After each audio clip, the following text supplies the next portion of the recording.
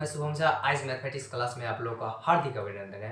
पिछले के क्लास में हम लोग ने चर्चा कर चुके हैं कि किस सब्जेक्ट की यहाँ पे पढ़ाई होगी। यहाँ पे मैथ्स की पढ़ाई होगी और ये मैथ्स होते क्या हैं मैंने जान चुके हैं। अब मैं बिना टाइम को वेस्ट किए हुए टॉपिक को स्टार्ट करता हूँ और ये पहला टॉपिक है ट्रिगोनोमेट्री। और ट्रिगोनोमेट्री के बारे में आज हम चर्चा करेंगे, ठीक है। बिना टाइम को वेस्ट किए हुए कंटिन्यू आप लोग देखते रहिए। त्रिकोणमिति क्या होते हैं? त्रिकोणमिति कहता है कि त्रिकोणमिति तीन कोण को मापना वाला। त्रिकोणमिति, मिति मतलब होता है मेजरमेंट। मिति मतलब मिति इज इक्वल टू मेजरमेंट। मापने वाले को क्या कहते हैं? मिति कहते हैं।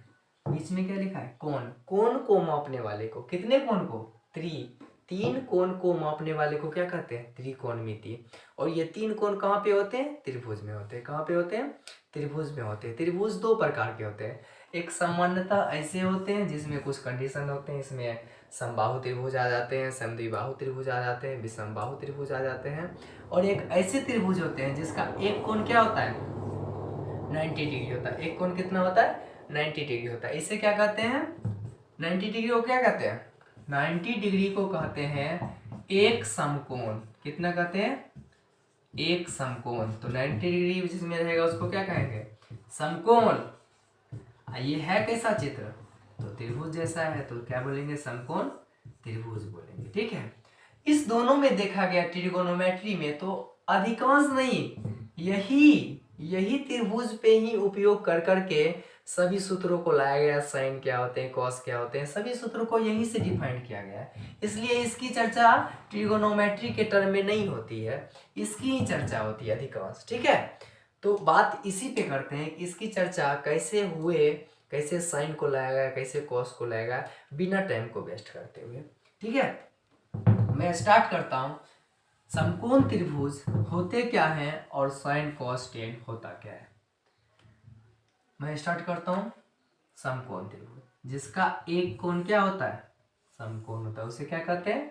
समकोण त्रिभुज। जैसे ए बी सी ले लिए, ठीक है। और जिसका एक कोण, हम बी कोण बी को क्या माने? कोण बी कितना है? 90 डिग्री है, ठीक है। तो ये कोण कितना हो जाएगा? कितना होगा? दिमाग लगा के बोलो, कितना होगा? ये कोण कितना होगा?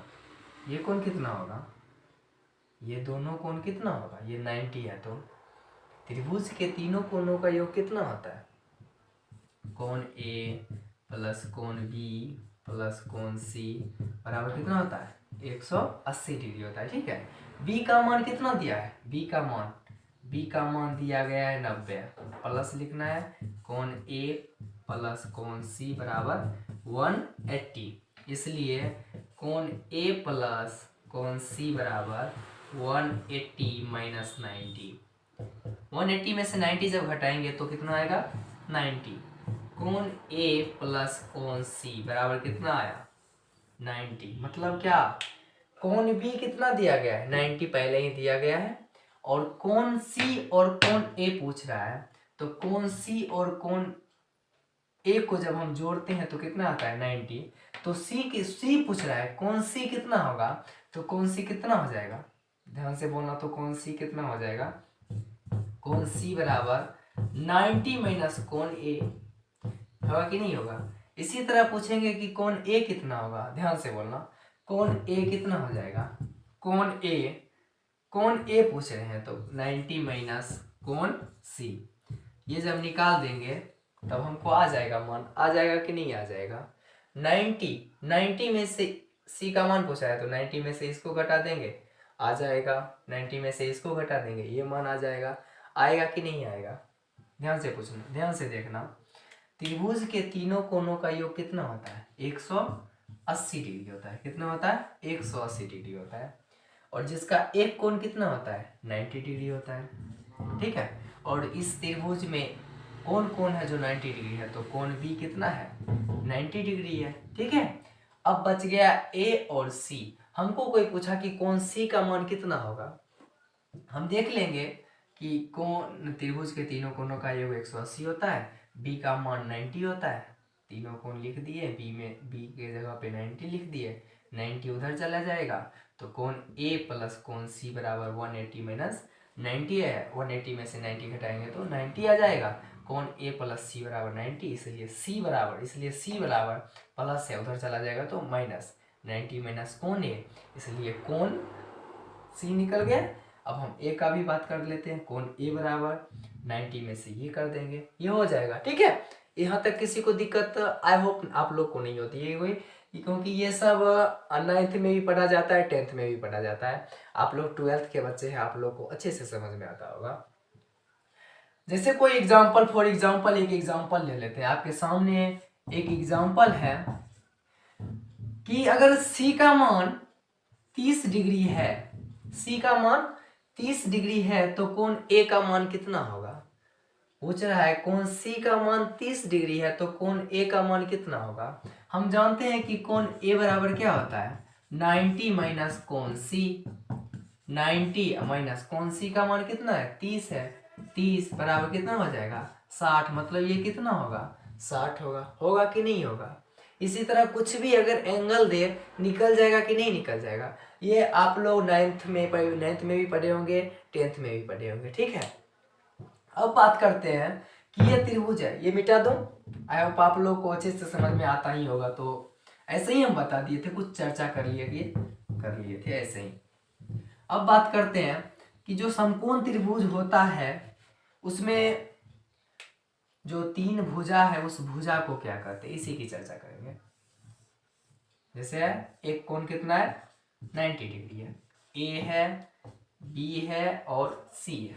ठीक है, अब बात करते हैं कि ये भुजा का भी कुछ नाम होगा, इस भुजा का भी कुछ नाम होगा, इस भुजा का भी कुछ नाम होगा। ठीक है, हम पहले सी से देखते हैं। सी पे कोई एंगल थीटा है, सी पे कोई एंगल कितना है थीटा है।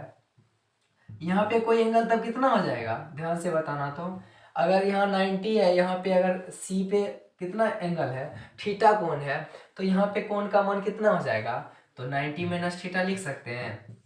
90 माइनस थीटा लिख सकते हैं कि नहीं लिख सकते हैं, लिख सकते हैं। दोनों को जोड़ो, 90 आ रहा है कि नहीं आ रहा है 90 माइनस थीटा, जोड़ेंगे कितना थीटा। देखो तो थीटा थीटा कट के कितना आ रहा है 90 आ रहा है, 90 यहाँ भी है 90 90 180 आ रहा है कि नहीं आ रहा है। तो यहाँ पे अगर थीटा लिखे हैं, यहाँ पे थीटा लिखे हैं तो यहाँ पे क्या लिखना पड़ेगा 90 माइनस थीटा। हमको 90 माइनस थीटा से नहीं वास्ता है, हमको वास्ता है यहाँ पे थीटा लिखे हैं और ये कोण 90 है। ठीक है, ये ऐसे ही डिफाइन कर दिए कि यहाँ पे भी कोण बनेगा जो बनेगा 90 माइनस थीटा। ठीक है, अब बात करते हैं कि इस भुजा को क्या कहते हैं, इस भुजा को क्या कहते हैं और इस भुजा को क्या कहते हैं। तो समकोण त्रिभुज के दो चीज देखना, हर कंडीशन में दो भुजा, एक भुजा को दो तरह से समझाया जाता है हर कंडीशन में।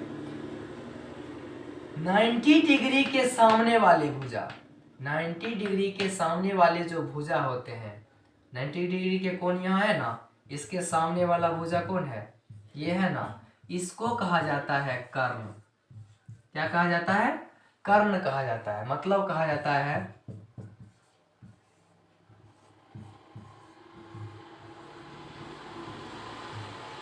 हाइपोटेनस, कि क्या कहा जाता है हाइपोटेनस। और ये 90 डिग्री के सामने वाले भुजा को क्या कहा जाता है, कर्ण कहा जाता है।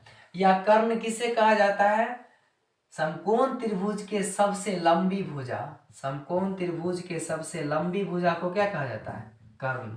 दो चीज से डिफाइंड हुआ, कर्ण किस किस से डिफाइंड हुआ, 90 डिग्री के सामने वाले भुजा, सामने वाली भुजा हो गया पहली चीज है। और दूसरा चीज इसमें ये कंडीशन है कि सबसे लंबी भुजा,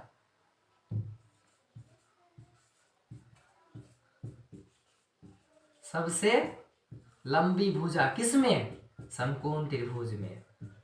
ठीक है, समकोण त्रिभुज में सबसे लंबी भुजा क्या होता है, कर्ण कहलाता है। 90 डिग्री के सामने वाली भुजा क्या कहलाती है, कर्ण कहलाती है। दो कंडीशन समझ में आ गया।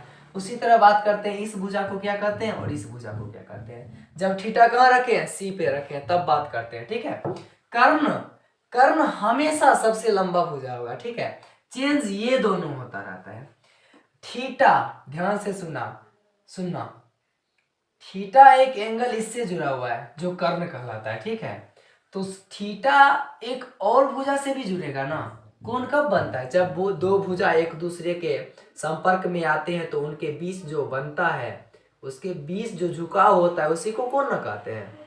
दो भुजा है, ध्यान से सुनना, दो भुजा है, ये समझो, ये भी भुजा है, ये भी भुजा है। दो भुजा जब एक दूसरे के संपर्क में आते हैं तो उन दोनों भुजाओं का जो झुकाव होता है, उनके बीच जो बना कोण होता है, वो क्या कहलाते हैं? कोण कहलाते हैं। देखो तो कोण कहलाते हैं, ये कोण कहलाएंगे ना। लेकिन एडवांस बच्चों के लिए ये कोण हो गया, लेकिन क्या ये कोण नहीं है? ये भी कोण है, ये बड़े कोण है, लेकिन कोण जनरली इसी को माना जाता है, ठीक है। ये भी कोण नहीं, ऐसा बात नहीं कि ये कोण नहीं, ये भी कोण है, ये भी कोण है, लेकिन वो कोण की बात नहीं कर रहा हूं अभी, मैं इस अंदर वाले कोण की बात कर रहा हूं, ठीक है। 90 डिग्री के सामने वाली भुजा कर्ण कहलाती है। त्रिभुज की सबसे लंबी भुजा क्या कहलाती है? कर्ण कहलाती है, ठीक है। दो कंडीशन लिख दिए, कर्ण किसे कहते हैं? तो 90 डिग्री के सामने वाली भुजा कर्ण कहलाती है, त्रिभुज की सबसे लंबी भुजा कर्ण कहलाती है, ठीक है। अब बात करते हैं कि ये थीटा कोण जो है, ये जो थीटा कोण है, दूसरी भुजा के जो संपर्क में होते हैं, एक तो इस भुजा के संपर्क में है जिसे कर्ण कहते हैं, और दूसरी ये भुजा है ना, इसके भी संपर्क में है ना। मतलब ये थीटा कोण दो भुजा से बना होता है, जिसका एक भुजा क्या होता है? कर्ण होता है, और दूसरा भुजा इसका क्या कहला? इसका क्या होगा? ये थीटा का ये आधार होता है ना, आधार। तुम किस आधार से आए हो, कहता है ना, तुम किस आधार से आए हो, वही है कि ये इसको लिया है और इसके आधार से वो थीटा कोण बना रहा है, इसके आधार से वो क्या कर रहा है? थीटा कोण बन रहा है। ये समझ में आ रहा है? और ये जो शेष बच गया, देखो तो परपेंडिकुलर दिख रहा है ना, मतलब लंब। क्या हो जाएंगे? लंब। आधार को इंग्लिश में कहते हैं बेस, आधार को इंग्लिश में क्या कहते हैं? बेस कहते हैं। और लंब को क्या कहते हैं? परपेंडिकुलर। क्या कहते हैं? परपेंडिकुलर कहते हैं। कर्ण को हाइपोटेनस कहते हैं, आधार को बेस कहते हैं, ठीक है। मतलब एंगल ये थीटा कोण जो बना है, ये एक इसके साथ जुड़ा हुआ है और एक इसके साथ जुड़ा हुआ है। सबसे लंबी भुजा के साथ थीटा कोण जुड़ेगा ही, ये फिक्स है कि एक जो होगा भुजा वो कर्ण होगा ही, और जो दूसरा कोण बच गया, दूसरा जो भुजा बच गया है, वो क्या हो जाएगा? वो आधार हो जाएगा, और जो शेष बच गया वो लंब हो जाएगा, ठीक है। अब दूसरी तरह से इस आधार और लंब को समझो। थीटा कोण के सामने वाली भुजा, सामने में ये भुजा दिख रहा है ना, थीटा कोण के सामने वाली भुजा, थीटा कोण के सामने वाली भुजा लंब कहलाती है, थीटा कोण के सामने वाली भुजा लंब कहलाती है, और जो शेष बची है उसे आधार। मतलब एक समकोण त्रिभुज में थीटा के अनुसार लंब और आधार को व्यक्त किया जाता है। ये थीटा अगर यहाँ पे आ जाएंगे तो ये इस थीटा की बात अगर करते हैं, इस थीटा की, तो इस थीटा के लिए लंब कौन हो जाएगा? यहाँ पे अगर थीटा ले ले, या 90 माइनस थीटा ही है, ये भी कोई कोण ही है कि नहीं है? 90 माइनस थीटा कोई कोण नहीं है क्या? इस कोण की अगर बात करें तो इस कोण के सामने वाली भुजा क्या हो जाएगी? इसके लिए लंब हो जाएगी। ये जिसके साथ जुड़ा हुआ है वो एक कर्ण हो जाएगा और एक क्या हो जाएगा? आधार हो जाएगा। इस थीटा की वजह बात करते हैं, हो जाएगा कि नहीं हो जाएगा? एकदम हो जाएगा, ऑब्वियसली होगा ही होगा। मतलब थीटा कोण के सामने वाली भुजा, जिस थीटा की बात करते हैं उसके सामने देख लो, जो भुजा तुमको दिख रहा है वो भुजा क्या कहलाती है? लंब कहलाती है। और शेष एक ही ना भुजा बचा, एक तो सबसे लंबी भुजा सबसे पहले डिफाइंड हो जाता है। अब बात होता है कि लंब कौन होते हैं, आधार क्या होते हैं। तो जिस थीटा की बात किया जाए उस थीटा के सामने वाली जो भुजा होती है वो लंब होती है, और जो शेष बच गया वो आधार होते हैं। सबसे बेस इंपॉर्टेंट यही चीज है। नहीं तो तुम ऐसे समझो थीटा कोण ये है, ये कर्ण हो जाएगा, नीचे वाला आधार हो जाएगा। ये बात समझ में आ रहा है? कर्ण दे दिया गया है, आधार दे दिया गया है और लंब दे दिया गया है, ठीक है। कर्ण भी दे चुका है, आधार भी दे चुका है और लंब भी दे चुका है। तीनों का एक संबंध होता है, तीनों के बीच एक संबंध होते हैं जो 9th 10th में भी पढ़ा जाता है। 9th में जाओ तुम सीबीएसई बोर्ड में, और 10th में शायद 10th में ही पढ़ा जाता है बीएसई बोर्ड में। तो बात होता है कि पाइथागोरस प्रमेय क्या होता है, पाइथागोरस प्रमेय,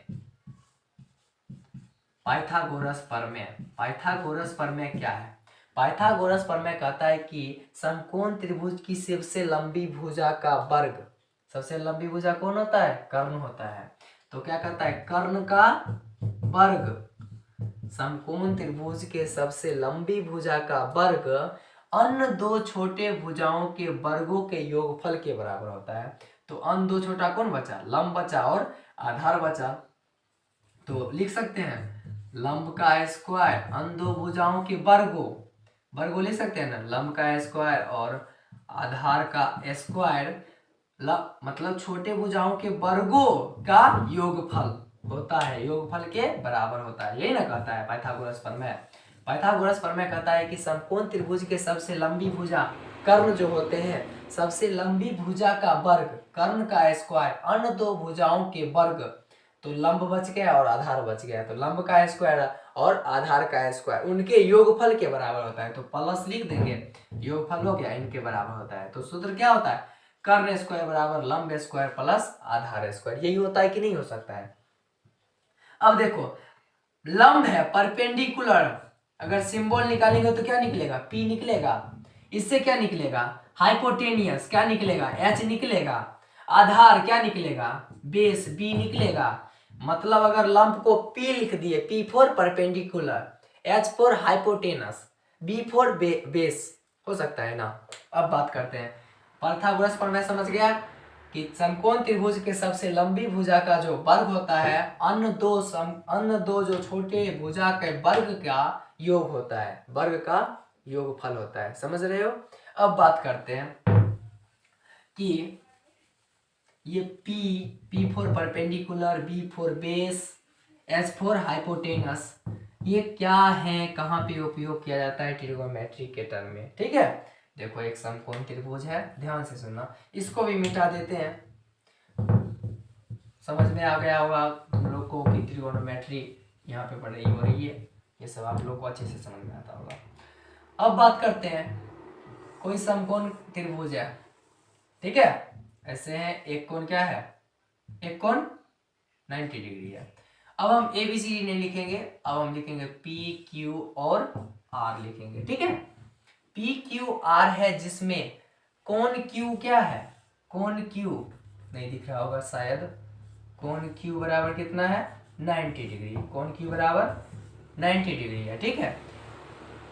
ये क्या कहलाएंगे, अगर एंगल यहाँ पे लिया जाए, एंगल यहाँ ले लिया जाए थीटा, तो ये क्या कहलाएंगे, ये ऑलवेज हमेशा कर्ण ही कहलाएंगे, मतलब हाइपोटेनस। H फॉर आप तो समझ जाते हो, H लिखेंगे तो लोग समझ जाओगे कर्ण है।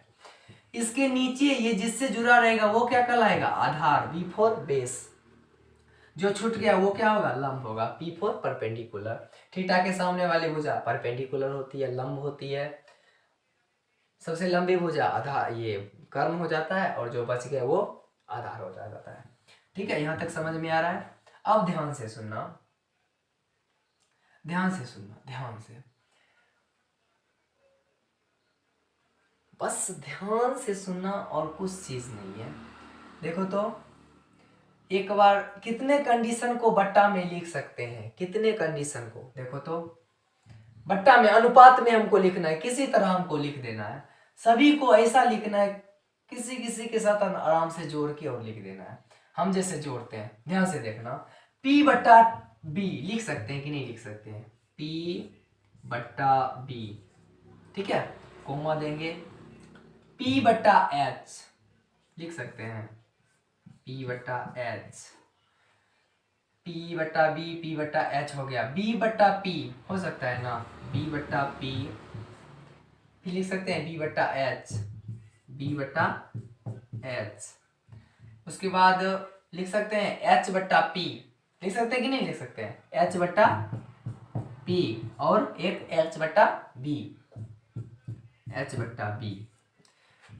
इतने टर्म में हम बट्टा में लिख सकते हैं कि नहीं लिख सकते हैं? दो कोनों के, दो भुजाओं के अनुपात हम ऐसे लिख सकते हैं ना कि मतलब लंब बट्टा आधार, लंब बट्टा कर्ण, आधार बट्टा लंब, आधार बट्टा कर्ण, कर्ण बट्टा लंब, कर्ण बट्टा आधार। इतने टर्म में लिख सकते हैं। तो क्या इतने टर्म के कुछ सिंबल भी होंगे कि नहीं होंगे? होंगे कि नहीं होंगे, यही बताना है। एक सिंबल किसी के भी होंगे, ये दूसरा का होगा, ये तीसरा का होगा, और ये चौथा का होगा, ये पांचवा का होगा, ये छठा का होगा। होगा कि नहीं होगा, आप लोग सेटिस्फाई हो जाइए कि देखिए तो दो भुजाओं के योग ये अनुपात हम लिखे, ये सब 6 ट्रिगोनोमेट्रिक टर्म होंगे कि नहीं होंगे, आप लोग बताइए। 6 त्रिकोणमितीय टर्म होगा कि नहीं होगा, आप लोग अच्छे से बताइए पहले कि होंगे कि नहीं होंगे, वही आप लोग से जानना है। अच्छे से देख लीजिए, कहीं पे कोई त्रुटि भी है, अगर त्रुटि ना हो तो अच्छे से बताएंगे। पहले आप देख लीजिए अच्छे से, हम टाइम देते हैं, तब तक थोड़ा पानी पी लेते हैं। देखिए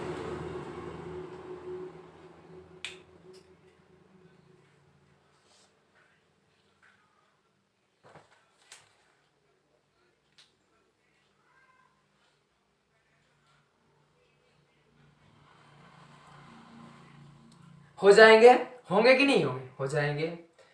अब इसका भी कुछ नाम होगा, कुछ कहा जाता होगा, इसको भी कुछ कहा जाता होगा, इसको भी कुछ कहा जाता होगा, सभी को कहा जाता होगा कि नहीं कहा जाता होगा। तो क्या कहा जाता है, वही चीज समझना है। 6 टर्म होते हैं ट्रिगोनोमेट्री के। कितने टर्म होते हैं? 6, 5, 1, 6। कितने टर्म? 6 टर्म होते हैं। वो 6 टर्म क्या है देखना। पहला टर्म होता है साइन। ऐसा फिक्स नहीं है कि पहला साइन ही होता है, हम लोग बचपन से ही पढ़ के आए हुए हैं। साइन, कॉस, एंगल छोड़ो, थीटा है तो थीटा लगा दो, ठीक है। कॉस क्या होता है? टेन होता है ना, साइन कॉस टेन, कॉसेक, सेक, कॉट होता है ना। ये 6 टर्म है ना, 1 2 3 4 5 6 6 होते हैं ना, 6 टर्म हुए। तो ट्रिगोनोमेट्री के कितने टर्म होते हैं? ट्रिगोनोमेट्री के 6 टर्म होते हैं, साइन, कॉस, टेन, कॉसेक, सेक और कॉट। और इसी सब का कोई फार्मूला ये सब है, चाहे ये इसका हो, ये इसका हो, किसी का जरूर है। और यही 6 ट्रिगोनोमेट्रिक टर्म के ये फार्मूला है। इसको इससे इसे भी कहा जाता है, ठीक है। क्या सूत्र निकलते हैं वो बताता हूँ, ठीक है। ध्यान से सुनना।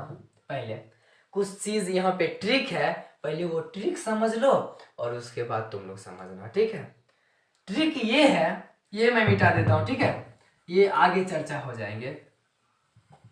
पहले ट्रिक, अब इंटरेस्टिंग कुछ चीज है, इंटरेस्टिंग कुछ फैक्ट समझ लो पहले कि साइन का इनवर्स क्या होगा, पहले ये समझ लो, ठीक है।